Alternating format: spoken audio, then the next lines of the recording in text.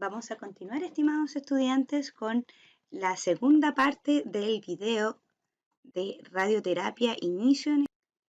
Con respecto al esquema del átomo, acá se está observando el átomo de oxígeno.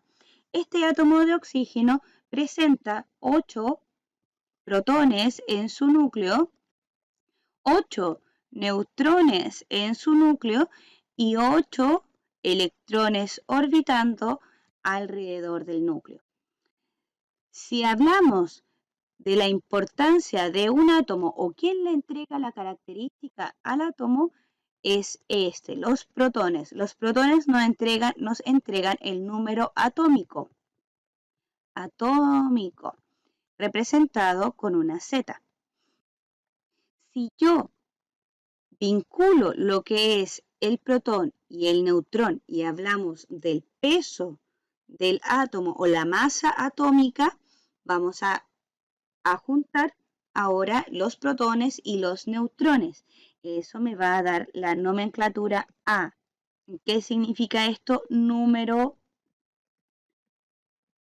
másico, que es la suma de protones y de neutrones.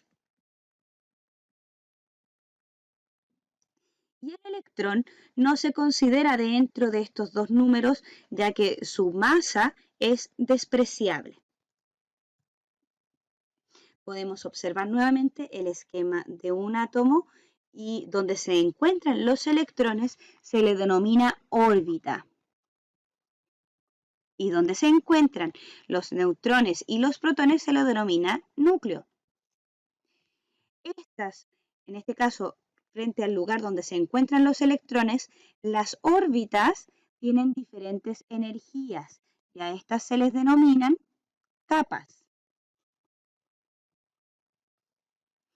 Esta es la capa K, L, M, y ahí encontramos otros montones de capas en la medida de la magnitud o tamaño que posea este átomo. La gran mayoría de los elementos con los que trabajamos en imagenología son de tipo artificial. Y ahora vamos a hablar sobre la generación de los rayos X, que es algo con lo cual nosotros nos vinculamos en gran medida. Vamos a conseguir dos formas de generación de los rayos X. La primera, y la más común en el caso del radiodiagnóstico, es de tipo frenado. Y la segunda es característica. Vamos a hablar un poco sobre el esquema del equipo de rayos X. Si recordamos el tubo de rayos X, nos vamos directamente al tubo. El tubo era un elemento, una carcasa metálica de aproximadamente plomo y aluminio, que en su interior posee aceite y que más al interior tenemos esta ampolla de vidrio que es de Pyrex o Pyrex, que tiene igual una cierta proporción de plomo en la barrera, pero en el interior de esta ampolla de vidrio tenemos vacío. ¿Para qué? Porque dentro de esta ampolla de vidrio vamos a tener nuestro cátodo, que el cátodo en su interior tiene el filamento y también tenemos el ánodo. Aquí se representa un ánodo fijo. En el cátodo, cuando nosotros aplicamos los miliamperajes, vamos a generar una nube termoiónica. Esta nube termoiónica claramente la generamos, como les dije, por la aplicación del miliamperaje que calienta el filamento y emite esta nube termoiónica que queda ahí hasta que nosotros activamos el kilovoltaje. El kilovoltaje es el que activa esta diferencia de potencial eléctrico que permite la movilización de los electrones hacia el ánodo. Cuando los electrones proyectiles se vinculan con el ánodo, tenemos la generación ahí recién de los rayos X. Antes de eso no tenemos rayos X, aquí recién los generamos. ¿Y de qué manera? De estos dos tipos, de radiación tipo frenado o característica. Aquí encontramos nuevamente nuestro tubo, que en este caso, a diferencia de la imagen anterior, es un tubo con un ánodo rotatorio. Aquí dice de wolframio. Recuerden que wolframio es lo mismo que tungsteno. Es otro tipo de nombre que tiene el tungsteno. Y estos son los rodamientos que permiten la rotación del ánodo para disipar el calor generado en la formación de los rayos X. Aquí está nuestro cátodo que tiene los filamentos más la copa de enfoque que dirige los electrones proyectiles hacia el blanco. Acá nuevamente nos encontramos con el filamento, con los filamentos, la copa de enfoque. Dentro de la copa de enfoque están los dos filamentos y aquí está el ánodo que rota en la medida para que se disipe el calor. Y frente a la generación de los rayos X, nosotros utilizamos la radiación de frenado en radioterapia y explicándola nuevamente. Tenemos estos electrones proyectiles que provienen desde el cátodo. Este electrón proyectil, que tiene aproximadamente 200 kiloelectronvolt, viene con una energía cinética, una energía de movimiento, de desplazamiento. Pero cuando se encuentra con interacción del núcleo del blanco, en este caso de wolframio, recordemos wolframio, este electrón proyectil que va a venir con una energía cinética se sentirá atraído por el campo gravitacional del núcleo y al sentirse atraído va a disminuir esta energía cinética porque se va a frenar y al frenarse esa energía cinética que se está perdiendo se transforma, recuerden, nada se pierde, solo se transforma a energía electromagnética. Y ahí son emitidos estos rayos X de aproximadamente 50 kiloelectronvolt y este electrón proyectil todavía queda dando vuelta hasta que elimine esta energía o se ubique dentro de un átomo. Nuevamente el mismo protocolo, estamos observando, la misma generación de rayos X, donde tenemos el cátodo por este punto. Si siguiéramos la dirección, en este caso la línea recta que debería tener nuestro electrón proyectil, pero si se dan cuenta, este electrón proyectil se ve atraído por el campo gravitacional que posee el núcleo.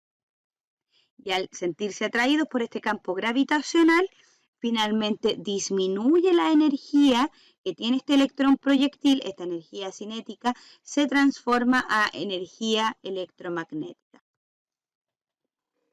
Y frente a la generación de los rayos X característicos, tenemos un electrón, nuevamente este electrón proyectil, que viene desde el cátodo y se encuentra con las diferentes capas del material. Se denomina característico por la característica del material del blanco. Entonces, cuando el electrón impacta sobre todo con los electrones que se encuentran en la órbita más interna, que es la órbita que tiene mayor energía, desprende al electrón, este electrón sale de esta capa de confort e inmediatamente un electrón que se encuentra en las capas más externas salta, realiza un salto cuántico y se ubica en la posición de este electrón que fue expulsado. Este salto, como esta es la capa que los electrones finalmente se sienten más cómodos, este electrón cede esa energía para poder ubicarse en forma de rayos X. Les invito a ver el siguiente video. Frente a la radiación natural, nosotros vamos a encontrar átomos que se encuentran radioactivos. ¿Qué significa que un átomo se encuentre radioactivo? Un átomo radioactivo es un elemento que, como les explicaba anteriormente, no tiene la misma proporción ni de Z ni tampoco de A, que esto era el número atómico y este es el número másico. Es decir, que su proporción de protones y de neutrones es diferente. Por lo tanto, eso genera un desequilibrio a nivel del núcleo del átomo. Por lo tanto, el átomo para poder estabilizarse va a eliminar ya sea partículas del interior del átomo o también energía en forma de radiación gamma. Recordemos siempre que cualquier tipo de inestabilidad nuclear será emitida como radiación gamma, no como radiación X. La radiación X nosotros la conseguimos con el método que anteriormente les expliqué. Frente a las partículas alfa, estas están cargadas positivamente, ya que se encuentran compuestas por 2 neutrones y 2 protones. Esto se le denomina núcleo de helio. ¿Por qué es positivamente cargada? Ya que el núcleo de helio, el núcleo normal de helio, ahí están los dos protones y los dos neutrones, tiene también en su interior 4 electrones, ese átomo, orbitando alrededor. Pero en el caso, la partícula alfa no tiene estos electrones orbitando alrededor, solo tiene esta conformación, la del núcleo.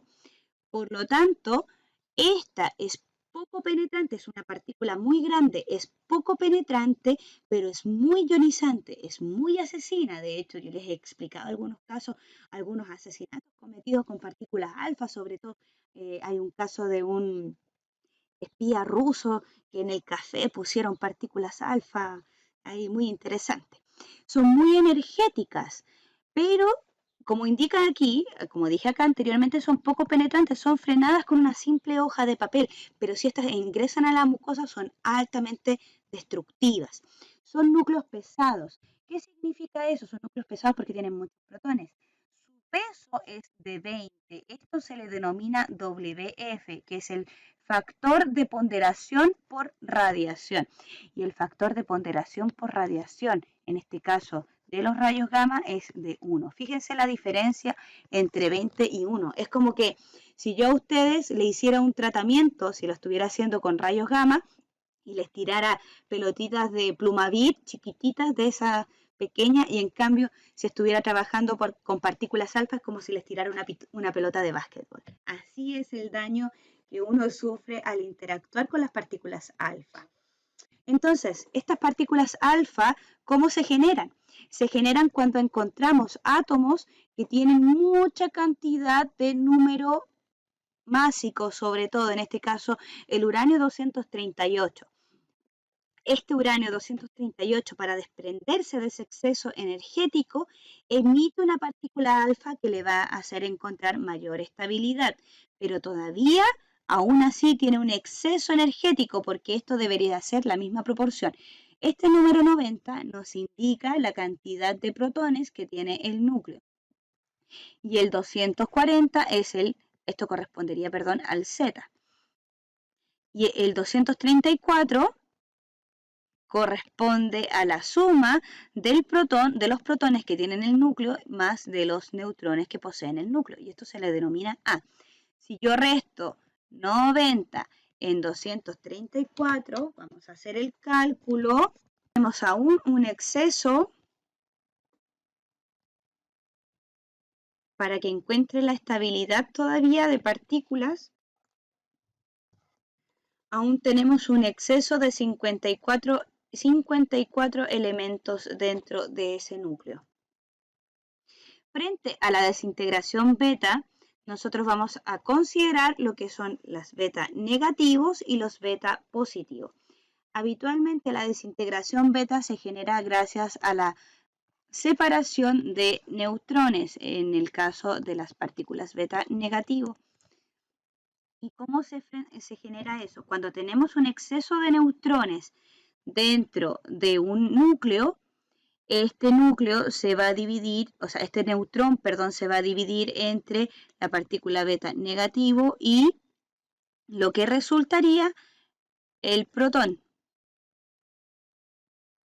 Entonces, para conseguir mayor cantidad de protones en el núcleo, esta partícula beta sale proyectada. O también encontramos los positrones, que los positrones son las partículas beta positivas. Esta es desintegración de neutrón o de protón del núcleo en un estado excitado.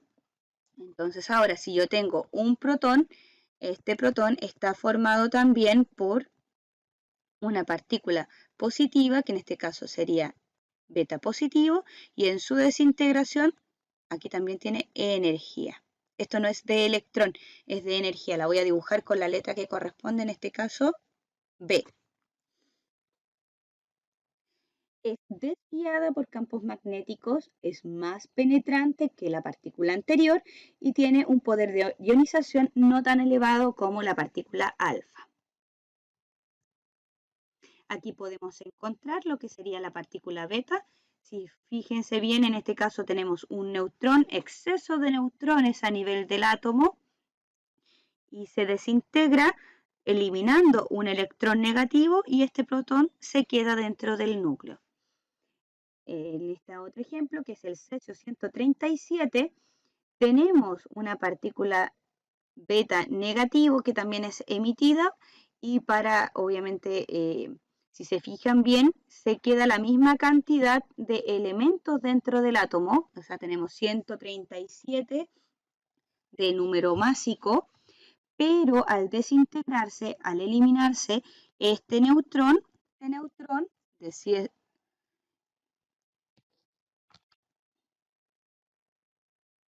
entonces, para explicar mejor, si tengo el cesio 137, 137 es su número másico. Recuerden que el número másico es la suma de protones y de neutrones.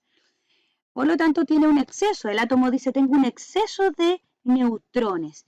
¿Y qué hace? Elimina esta partícula beta negativo o electrón y finalmente se suma un protón y cambia su nomenclatura o su conformación atómica.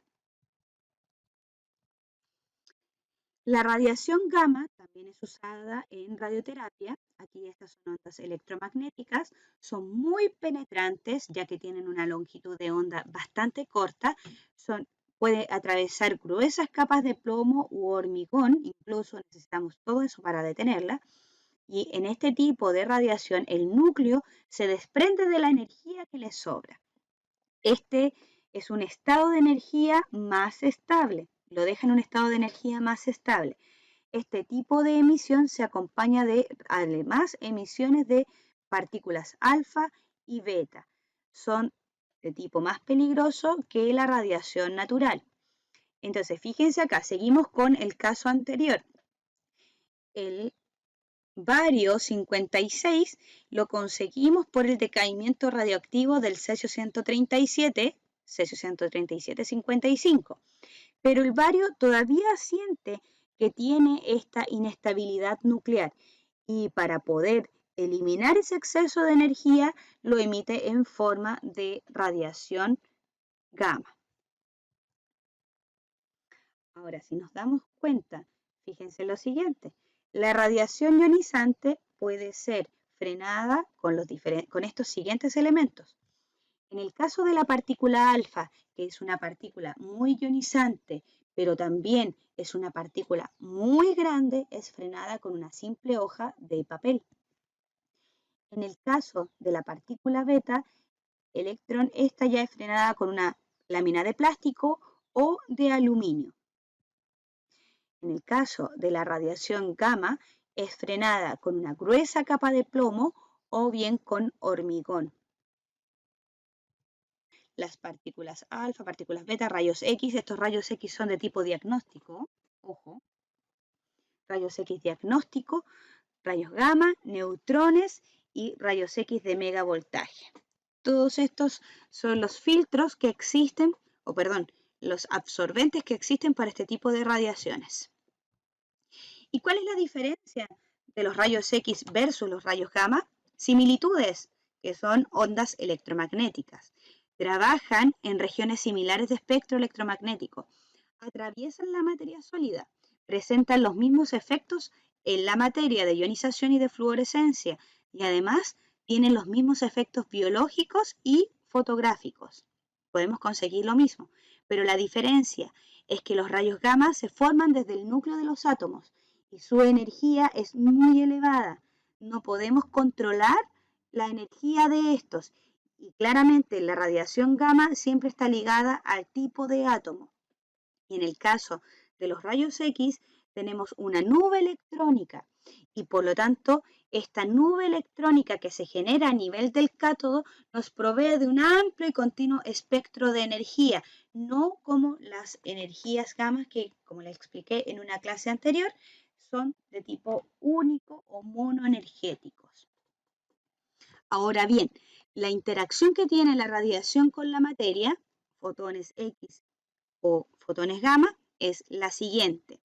Vamos a encontrar dispersión clásica, que la dispersión clásica es lo más sencillo que nosotros obtenemos con la radiación, que prácticamente es un estado de excitación que generan tanto los fotones gamma como los fotones X en el átomo, el efecto Compton, el efecto fotoeléctrico, la formación de pares iónicos y la fotodesintegración. La dispersión clásica o coherente son energías inferiores a los 10 kiloelectronvolt que interactúan con la materia. Ahora ya salimos tanto del tubo de los átomos, ahora estamos hablando del paciente o de la materia. Entonces, estas energías son inferiores a 10 kiloelectronvolt.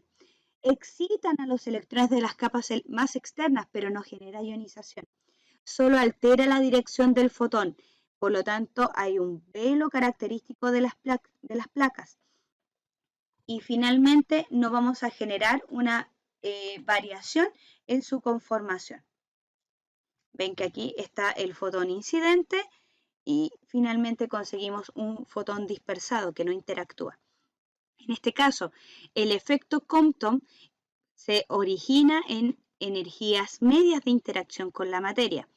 ¿Cómo se genera esto?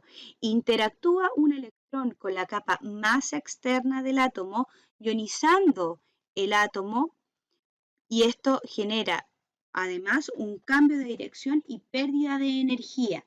El problema es que nosotros en este efecto Compton, como indica acá, interactúa el electrón con la capa más externa del átomo.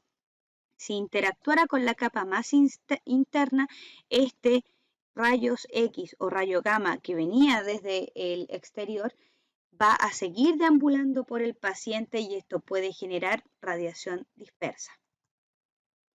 Aquí podemos ver cómo interactúa el fotón que llega hacia el átomo. Este fotón incidente elimina o saca el átomo que se encuentra en esta posición, pero este electrón no logra absorber completamente la energía que tiene este fotón incidente. Por lo tanto, vamos a tener un resto de fotón, ya sea rayos X o rayo gamma, que está disperso. Frente al efecto fotoeléctrico, la interacción de los electrones es con la capa más interna. Acá, ojo, que dice la interacción con los electrones de capa interna, en este caso nuestro rayos X o rayo gamma va a interactuar con el electrón que se encuentra en esa posición. Por lo tanto, el electrón logra absorber completamente la energía que tiene este fotón y claramente no genera dispersión. Por lo tanto, se va a ionizar la materia. Este electrón que estaba en la posición más cómoda va a salir proyectado del átomo y finalmente este electrón va a interactuar con otros elementos de la masa del paciente, pero vamos a conseguir rayos X, vamos a conseguir que sea completamente absorbida la radiación en la materia y no vamos a generar dispersión. Aquí podemos observar cómo interactúa el fotón, ya sea rayos X o rayo gamma, absorbe completamente este electrón que se encontraba en esta ubicación, la energía es proyectada, sale este electrón y claramente es reubicada la posición del electrón por un electrón que se encuentra en la capa más externa y eso genera radiación característica como consecuencia.